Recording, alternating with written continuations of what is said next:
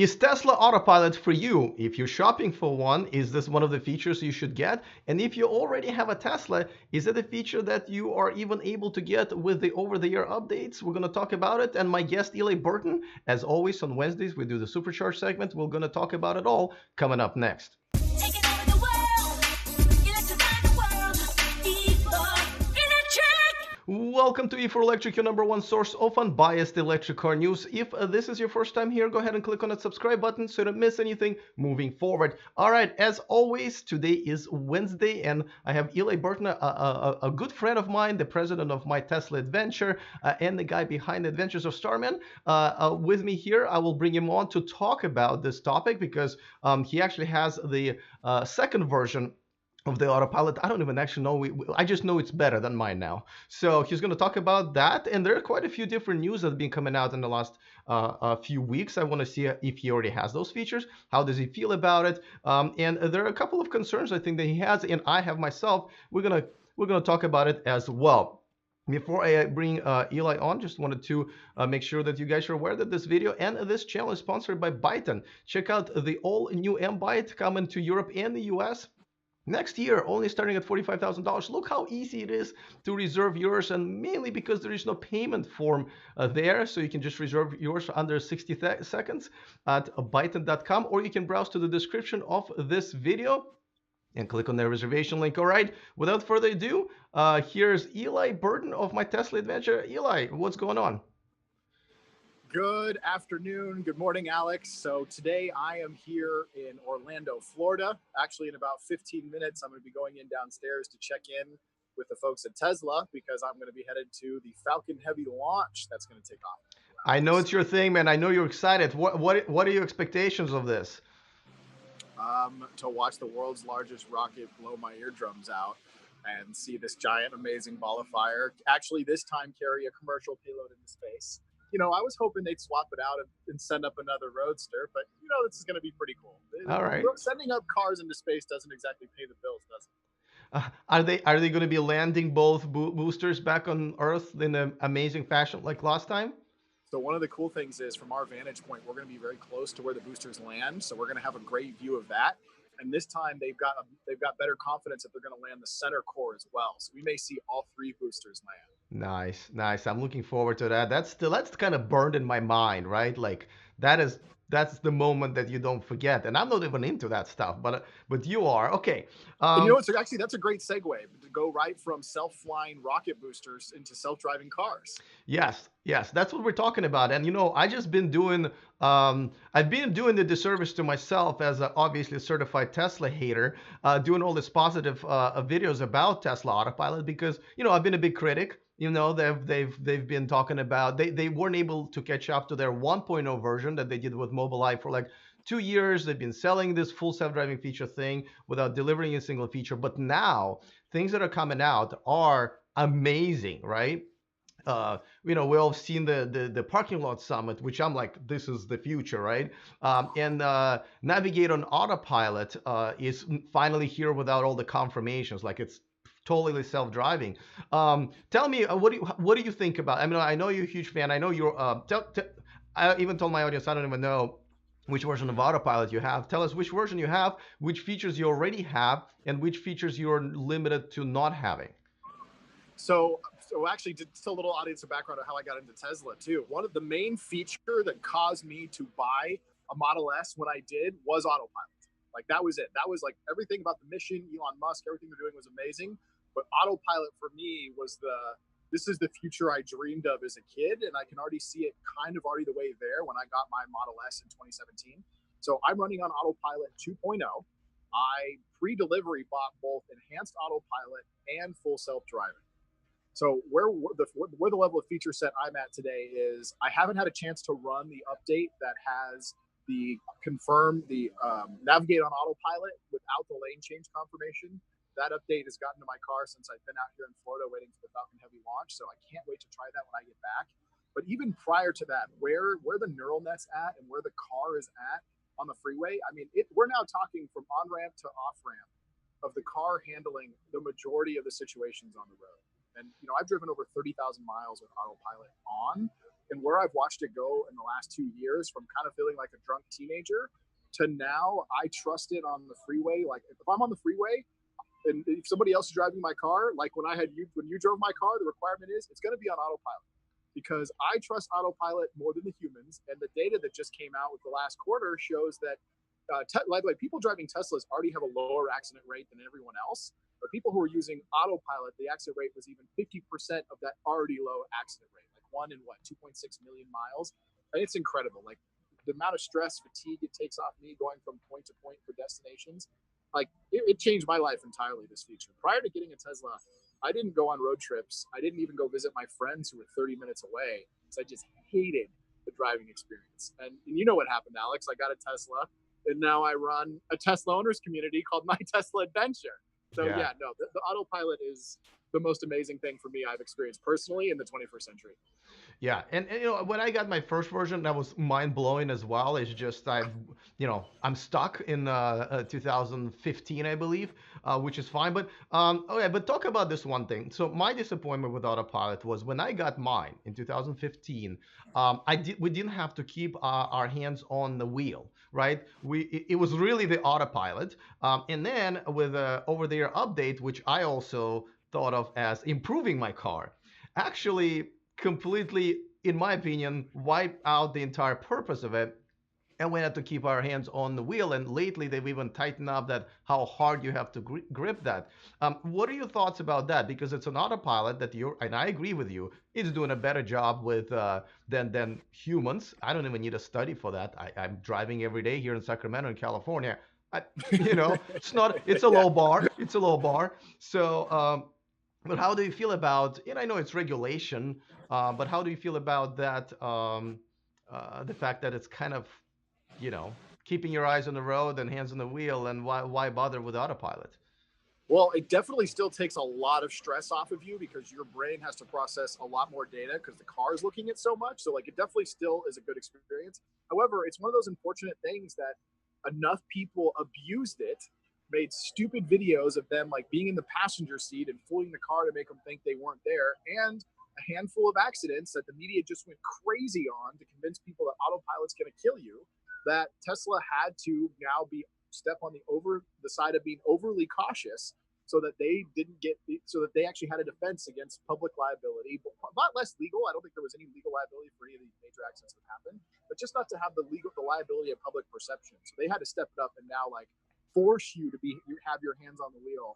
And I think it's going to have to just stay and be that aggressive the way Tesla is a target of so much negative press until they get the level 3 certification, and then it will be hands off. Then there won't be any check-in. The car will tell you, okay, we're getting off the freeway now, time to take over. I think it's an unfortunate safety requirement they had to do because some people made some bad choices. Yeah, and from what I understand, this is not actually, I misspoke. It's not a regulation based. This is something that Tesla did voluntarily. Do you think that was a good move? Because like, okay, they've pleased the public, and a lot of them weren't gonna buy a Tesla anyway. They just wanted to bitch and complain. And yet people like myself, that now if I was to go with another Tesla, which is still on my mind, one of the features I don't care for right now is the autopilot, because to me, if I still have to participate, then it's not an autopilot. So, do you think they should just release it once again, or do you think it's a good idea to keep that restriction? I think they need to keep that restriction until they can actually trigger level 3. I do. Like, again, it annoys the heck out of me. Again, all my driving is autopilot. And, I've figured out the ways to like put in the middle amount of input necessary just so it's not annoying. But you know what it is. But and again, I understand it. I find it personally annoying, but I understand it. And I think they've kind of got to stick with it until they go to level 3. I think they could make it a little less sensitive than it is right now. It's pretty aggressive and yelling at you, but I understand where it's coming from. And based on the timeline that I see that they're going to be able to pull it back, I think I can tolerate another 6 months of it and I'll be okay. It is pretty aggressive. It's like having a wife next to you nagging about how badly you're driving. Keep your eyes on the road. Keep your hands on the wheel. Come on, man. Stop All right. texting. Uh huh. Well, okay, so let's talk about something that I know you have had kind of issues with. You have, I believe, 2.5, you just mentioned, right? Um, 2.0. 2.0. And yet there are some features you're not going to get. Now, obviously, I'm not going to get any features, but you're not going to get a few features which you thought you were going to. Tell us a little bit about that, and where do you think things have gone wrong? So this is something I've been a little bit frustrated about is that um, Autopilot 2.0 came out, and I got my 2.0 actually about a month before 2.5 did. And although I bought FSD, so I will ultimately get an upgrade to 3.0, what's been happening is there's a lot of features that have been getting rolled out, like Sentry Cam, like Sentry Mode, Dash Cam, and some other stuff related to that. That it's being announced that all cars with EAP are going to get are getting these features, and that's simply not true. So like it's been bothering me that the Tesla communications and Elon's communications are saying, hey, anyone with EAP gets this, but there's plenty of us out there from pre 2.5 who are not getting these enhanced autopilot features that were promised. And look, if there's technical and hardware reasons for that, I just love for them to be up in front and say, hey guys, look, we're sorry, you're not going to get it on 2.0. Here's what you can do to get it, right? Let's say when we upgrade you to the HP 3.0 chip, they could tell us that, hey, you'll get it then. Or, hey, if you take advantage of an MCU upgrade in the future, that's how you get it. We're kind of just left not knowing why we don't have it and what our path is to get it. And that's where I'm left a little bothered about it. You know, anytime I get on Twitter, I tweeted Elon and say, hey, Elon, are you aware of this? Because the way Elon's communicating out about it, it seems like he isn't aware that there's these splits even in AP2. Yeah. And now, by the way, that wouldn't surprise me. With the size of this company and his role as an executive, that he would know that the nuances of a dev path wouldn't shock me at all. But I think if it got to his attention, I think we might actually see something solved about it. Well, another thing that annoys me is that the updates that are rolling out are usually for Model 3 owners first, and then Model S and Model X owners second, which, and I've made a whole video about it, how Model 3 has finally just become a better choice than a Model S and Model X, not just because of the price, but because you just get better stuff if you have a Model 3. What do you think? Why do you think that's happening? Why are they trying to please the Model 3 owners more than the Model S and Model X owners have obviously paid, double of that? Well, they seem to be tripling. I mean, they're obviously tripling down on the future, and what they're doing that on is on the Model 3 and then ultimately Model Y. I mean, look at the Model S and X sales last quarter. It was abysmal, and obviously very clearly getting cannibalized by Model 3. And if somebody was going to buy a car today and they wanted to get the top of the line one, unless they are interested in the ludicrous mode, which my next car, when I upgrade, it will be a ludicrous. I want the super fast car. I do racing. I do drag strip stuff.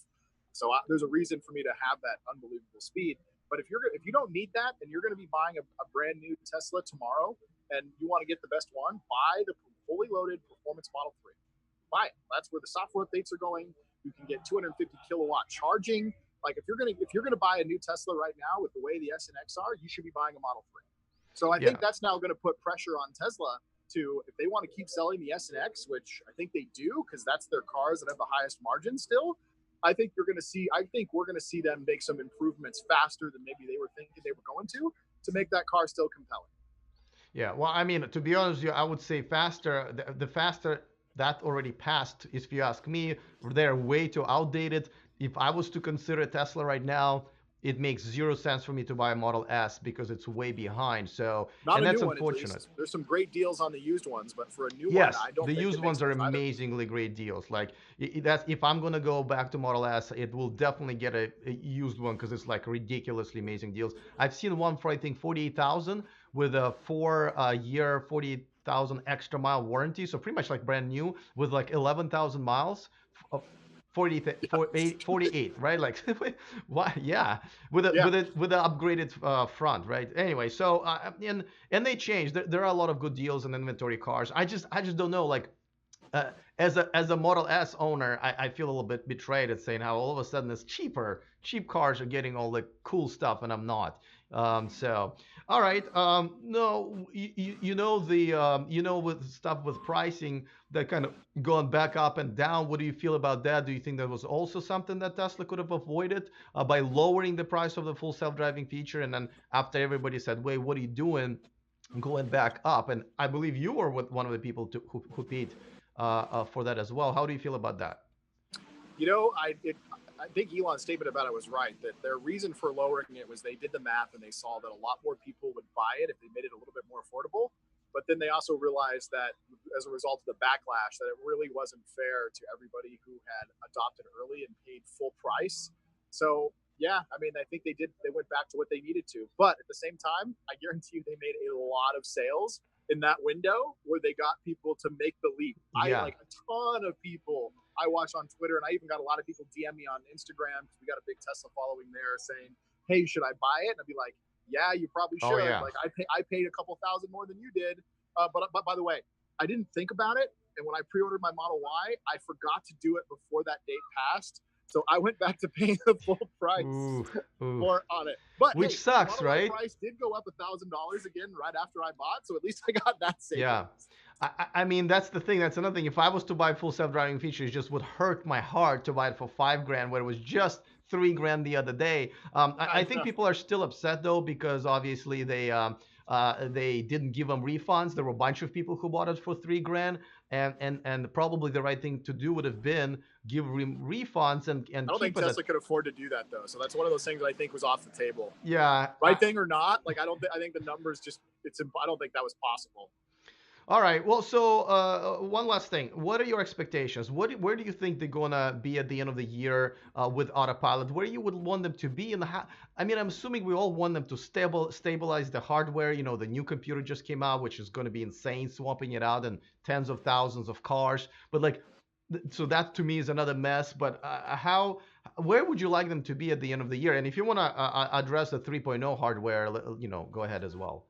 I would like to see them by the end of this year be swapping the chips for AP2 owners who bought FSD and full self-driving and start be putting those into their cars. So once they start getting approval for some of these full self-driving features, that's what I'd like to see them do as a thanks to the people who paid early and paid more even. I'd like to see them make us a priority and get the AP3 chip into our cars right away so we could at least start enjoying the features as soon as they come out. Like the whole reason I made this like 2 years ago, made this crazy added payment because I want to be a day zero adopter of this. Like I want to be one of the first people that has this, showing it to everybody I know, making videos about this, showing them how the future is here. And you'd be crazy to buy any car that's not a Tesla. Because when you add a feature like full self-driving, it makes every other car stupid. It's like a horse-drawn carriage compared to this technology. Right. So I really want to see them make the existing and early funders of that a priority.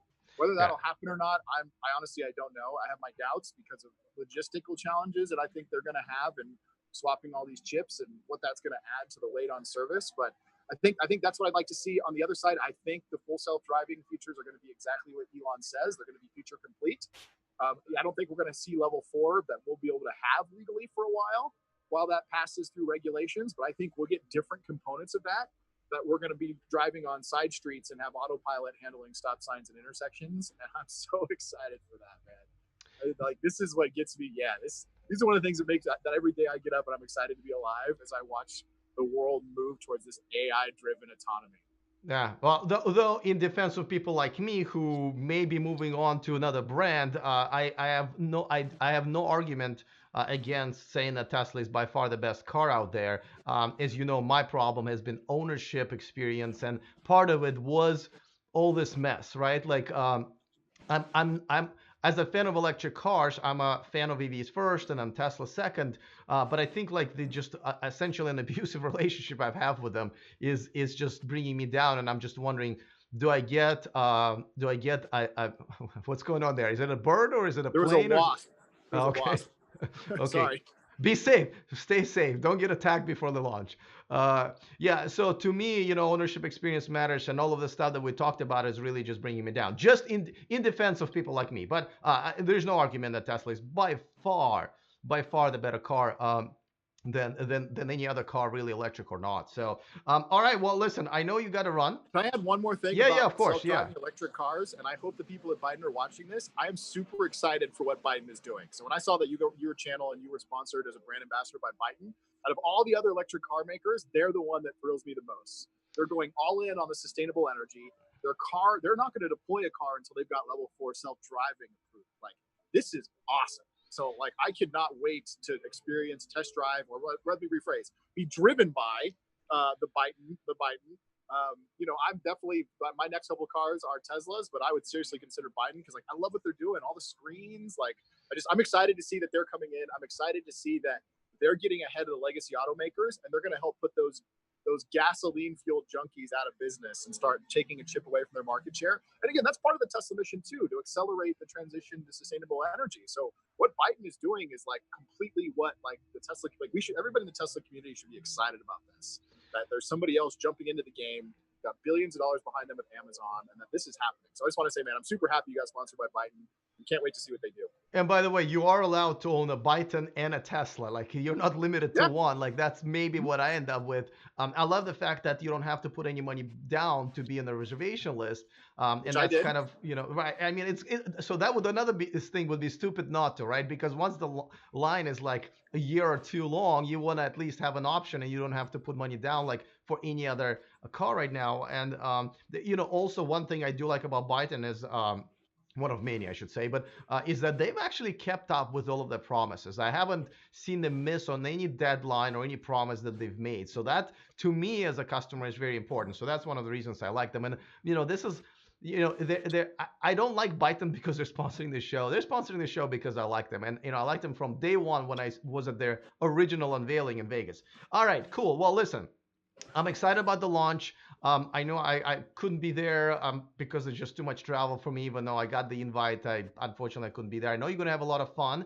I'm also excited about going to the My Tesla Adventure on Friday. So really quick before we go, tell everybody what are we doing? So on Saturday, I think it's April 13th. That's the date. This is our biggest event of the year. It's called the Tesla Takeover Road Trip. You can go to teslatakeover.com.